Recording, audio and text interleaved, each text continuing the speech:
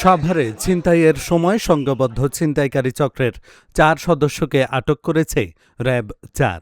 এ সময় তাদের কাছ থেকে ছিনতাইকৃত টাকা, মোবাইল ফোন ও 4টি সুইচ গিয়ার উদ্ধার করা হয়। সোমবার দিবাগত রাতে সাভারের রাজ্জাক প্লাজার সামনে থেকে তাদের আটক করা হয়। র্যাব-4-এর সিপিসি-2 নবীনগর ক্যাম্প থেকে পাঠানো এক সংবাদ বিজ্ঞপ্তির মাধ্যমে সংস্থাটি আরও জানায়, সোমবার দিবাগত রাতে সাভারের রাজ্জাক প্লাজার সামনে ফুটপাতে জহিরুদ্দিন নামে এক যুবকের কাছ থেকে আটককৃতরা সুইচ গিয়ার চাকুর মাধ্যমে ভয় দেখিয়ে নগদ টাকা ও মোবাইল ফোন ছিনিয়ে নেয়।